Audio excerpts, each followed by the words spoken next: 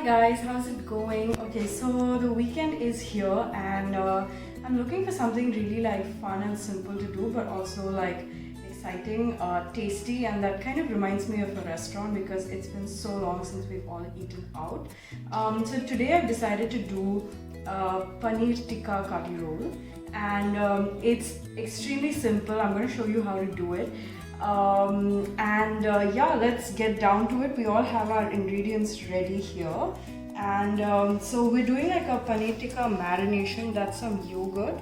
We've got some spices there. We're just going to use chili powder, turmeric powder. There's ginger garlic paste, garam masala, chaat masala, some kasuri methi, besan, and the paneer for the tikka, okay, along with some tomatoes. So I'm going to start with the marination first. It's actually better if you hang your curd. So for a paneer tikka, any kind of tikka, the base is curd, okay? But I didn't have time to really hang my curd. I didn't think this through. But if you see my video and you realize you want to make it tomorrow, even in 3-4 hours, you can go ahead and hang your curd. Just put it in like a strainer and put it in the fridge. So all that excess water will come out. So what I'm going to do is I'm just going to whisk the curd. Okay, you want it to be nice and smooth. And also for this recipe, you can totally use chicken, you can do vegetables, any of that works. With egg, it won't be the same treatment, but you can of course do an egg Kathi roll as well. So now that you can see our curd has been nicely whisked, it's really smooth. Now we're going to add our spices, okay? So that is some red chili powder. I'm going to add just a pinch of turmeric powder, okay? Then we're going to add some ginger garlic paste. That's going to give it like real taste and flavor. And the garam masala. Everyone has a different blend and that's completely okay. Now this is kasuri methi, pretty common in all kitchens, but what you do is you get it basically in a box. It's dry, okay? So when it comes, it's going to come in slightly bigger leaves. So what you need to do is dry roast it in a pan. So when you dry roast it in a pan, it starts to get brittle. But when you dry roast it, put it on a really low flame and make sure you're there and you're watching it, okay? So what will happen is it will start to get brittle, and then you just do this with your fingers. So what will happen is it gets really nice and crushed, and it's a nice fine powder. So you add that in, okay? You can be generous with that. We can of course add some chaat masala, and finally we're going to add some besan. So what besan does is, since you're using curd, right, what happens is the curd might leave some water when you're cooking it. So we're just going to add some besan to bind it all together. And now we're going to mix it. You can see that it will turn into a really nice red color.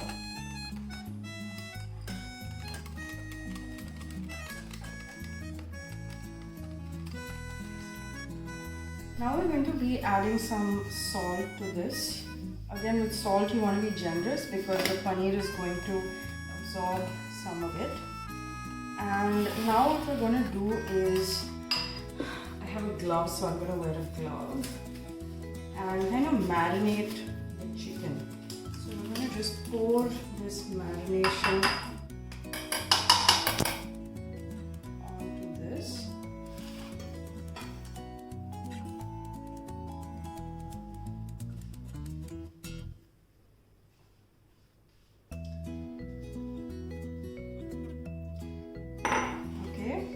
And now just bring it all together.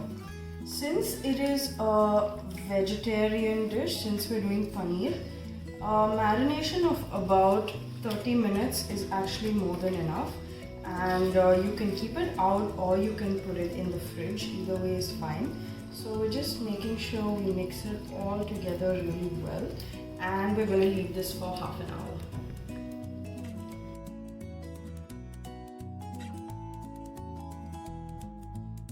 Okay, now that the paneer has been marinating for about 30 minutes, To cook the paneer, you can either put it in an oven at the highest temperature that you have. So just put it in a tray, put maybe just a little bit of oil, or you don't even need to do that actually. Probably my oven goes to 210, you can even put it up to 250.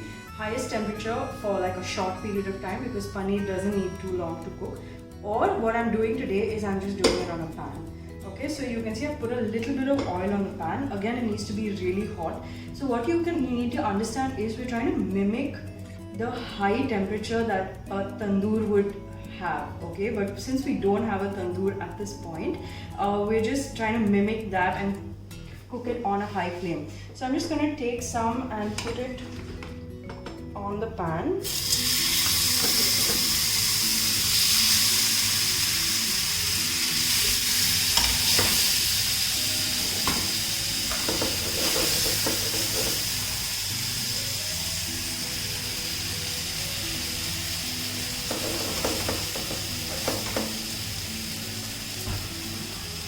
If you're doing it on the flame as well, on your on your gas stove, you can also do it like so. I've chosen the highest flame and I'm going to put it on like a very high temperature. Okay, so that's what we're doing.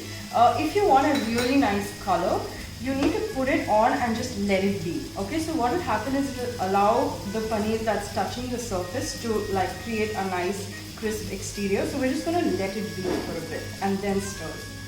Okay, so as you can see, the paneer has got a really nice color. It's become a little bit soft after the cooking. So we're going to switch this off. We've also got some like a salad that you can either toss up with this, but I like the crunch of just leaving it raw. So there is capsicum, there is onion, and I got some chopped chili because I like everything really spicy. And I showed you the mint chutney that we made earlier. So all those ingredients were just blended, and to get this nice smooth consistency, you can either add curd, yogurt, like thickened yogurt, or I added a little bit of mayonnaise. Okay, so that really helps with the consistency. So we're just going to assemble our Kathi roll now. Okay, so now we're going to assemble the Kathi roll. Okay, so this is a regular chapati, whole wheat, or like you can use whatever. We're going to spread the mint chutney on the paratha or the chapati. Okay. The second thing we're going to do is put our paneer in. Okay. So you also want to get the little bits of tomato in and put it in the center. Okay, make sure you go all the way to the end.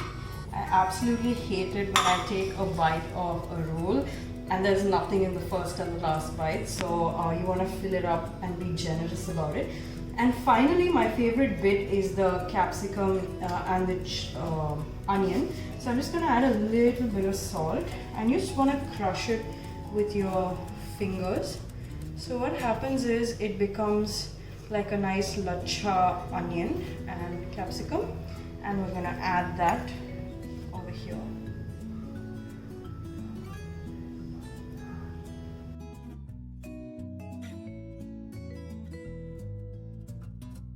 Okay, so now we've got all the components together. We're just going to roll it up. Now you want it to be really like nice and tight. So you have to just tuck everything in and roll it. And if there's any bits that fall out, make sure it's all tucked in. And yeah, that's your roll. You can probably eat 2 of these depending on your appetite, and we're ready.